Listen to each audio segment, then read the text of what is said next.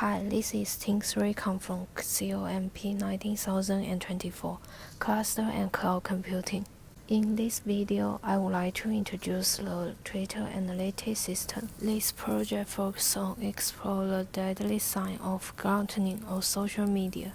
We collect the data related to fast food or junk food across the city of Australia on Twitter.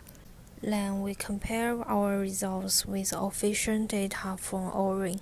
Firstly, we will introduce our system architecture.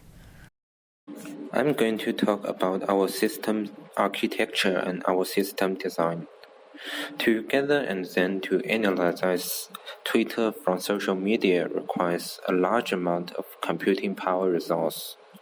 In this project, we are given 8 virtual cores, 36 GB RAM, and 250 GB of disk storage in total.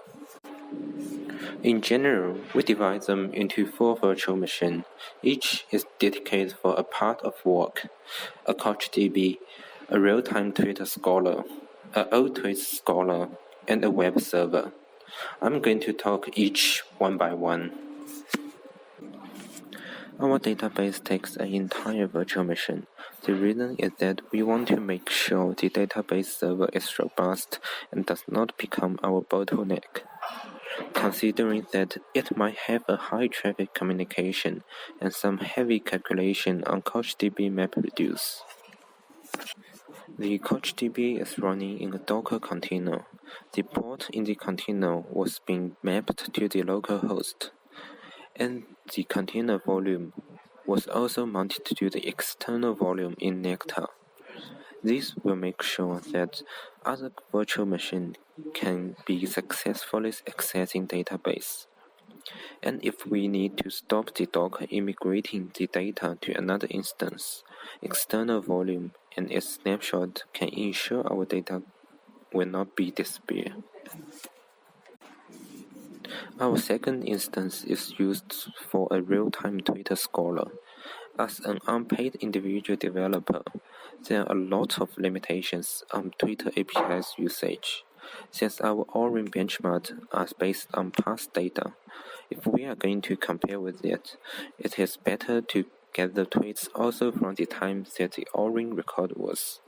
However, such old Twitter API have a strict limit on the number of available tweets gathering. It only allows about 2,000 old tweets requests each month, which is even not close to what we need.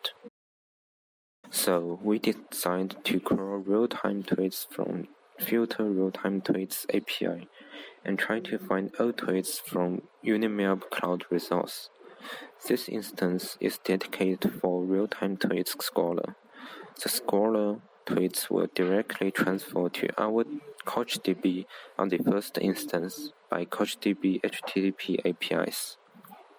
Since the latency is not important in such operation, so it shouldn't cause any problem by using network transmission.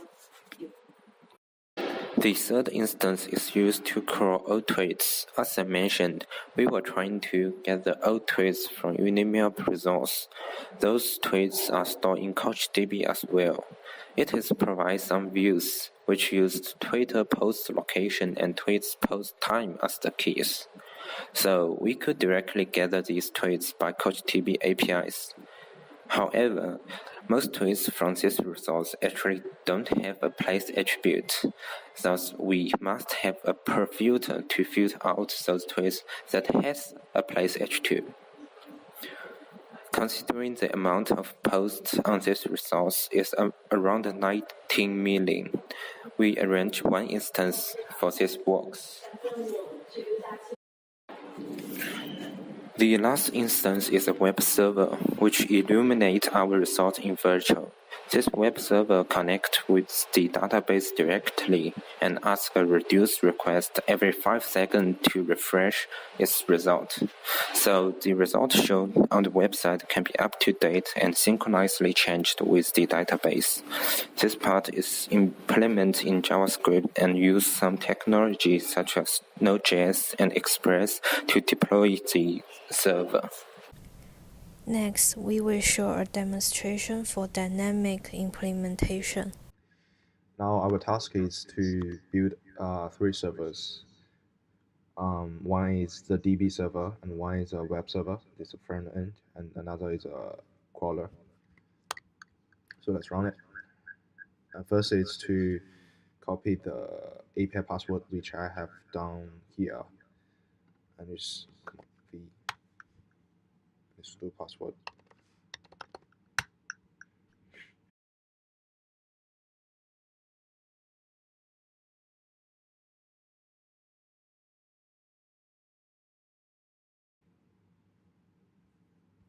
And it's now create all the security groups, and also the instance is being created.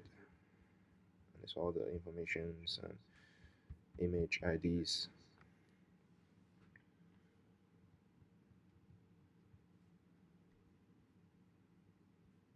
Our basic idea is to, from the information we get, and then we register one variable called IP effects, and then from that IP effects we can build 3 dynamic hosts in memory, so that we can get the IP address every time we create instance.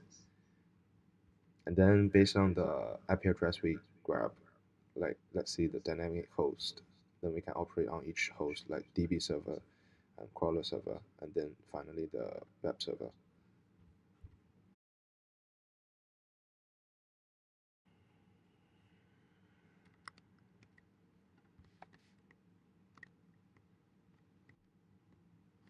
And you can see the first DB server is done, and we can see from the dashboard after it's refreshing. Yep, and crawler server is building up, and DB server is up.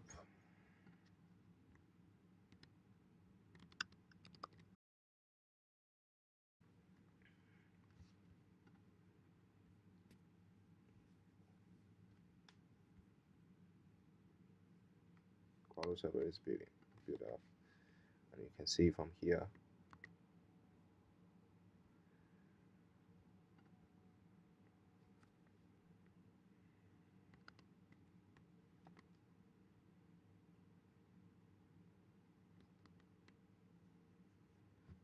And now all 3 servers have been set up.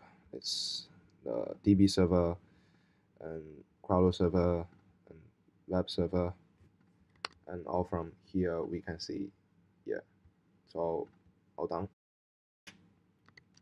And now we have to wait for like 90 seconds because there are things going on, and we don't know whether the dashboard or Nectar actually build up the server and open the port 22. So there may be some cases that the dashboard have showed you that you have built up the servers, but actually there are something still going around at the end, at the back. Here is, yes, at the new server.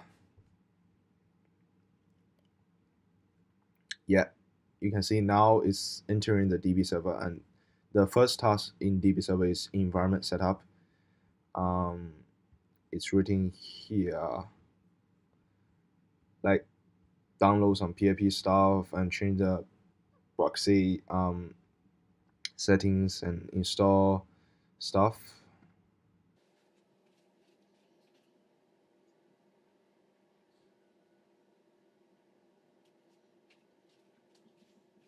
And now it's the volume from our where our database store the data. You can see this one, the tweets 100 gigabits. It's on the DB server now.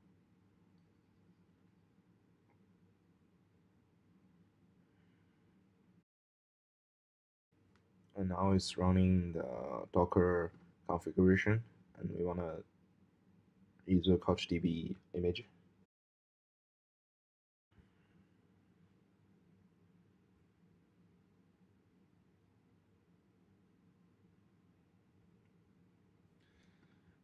And now it's second is crawler server. And then we enter yes. And then you'll see this one is for the crawler server. We had the environment setup task, and it's same to the first one. It's environment setup.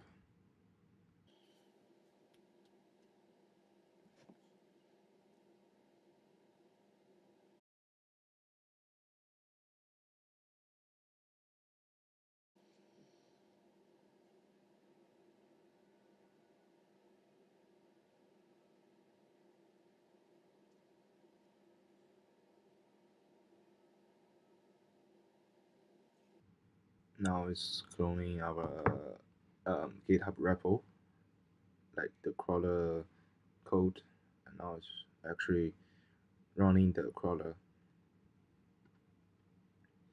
And this is a third database third server we wanna set up. It's our web server, and it's about front end stuff. And same from above. It's environment setup again, and also you need Git setup.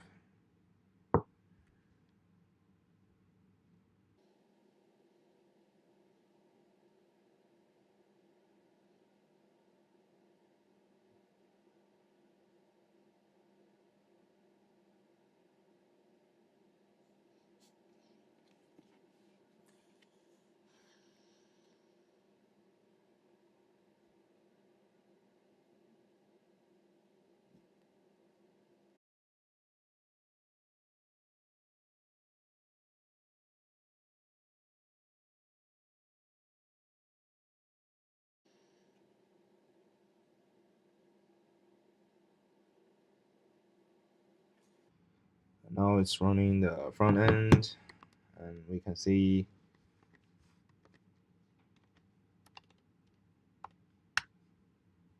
and this is our final front end page, and this is a crawler is still working. Every time we refresh the web page, the crawler is still working, so which means our um, program is set up and the database is connected to the program, and also front end can connect to the database. Then let's look at our front end. The website builds on the virtual machine instance. We collected 270,000 real-time tweets by using the Twitter API. Also harvested the historical tweets from Unimail Research Cloud. The data has been analyzed at two levels, real-time and historical. From the real-time tweets, we analyzed the distribution of tweets related to junk food or fast food in different states and cities. We filtered the data corresponding with the coordinates in different states, then present the percentage and display intensity by shade of color.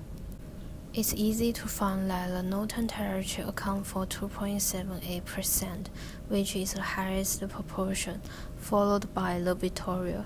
In the second figure, it shows the fair trade rate in different cities. Melbourne City accounts for 2.699%, the highest proportion in 7 cities. We can also find that the ranking results of states is corresponding to the cities. By computing the percentage of these tweets over the total amount, we also find the distribution among metropolitan and remote areas. In this figure, we can find that it's obvious that most tweets are from metropolitan areas in most states. Especially in Melbourne City and Sydney, the tweets count is nearly 3 times greater than the remote areas. After we analyzed in real-time tweets, we found that the big city in one state will send much larger number of tweets than the remote areas. So we collected historical metropolitans far tweets for analysis.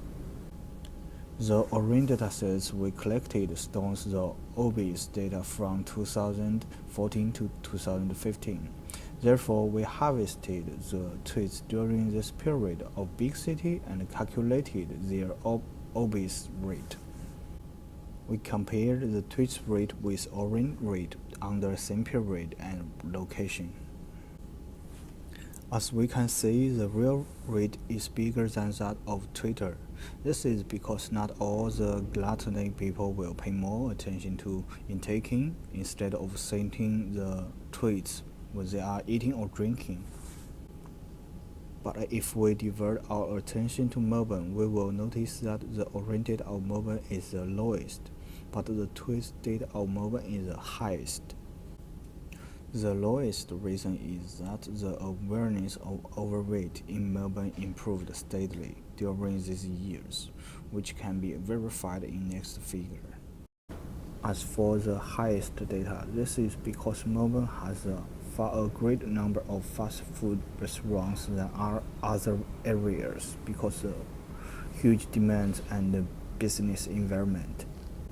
The obvious tweets we collected may be the advertisements sent by these restaurants, which means Melbourne has more noisy tweets than other areas.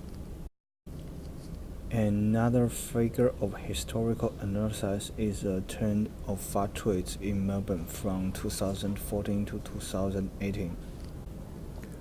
As we mentioned in last part, we found that the awareness of overweight in Melbourne improved steadily during these years. We can verify this phenomenon in this figure.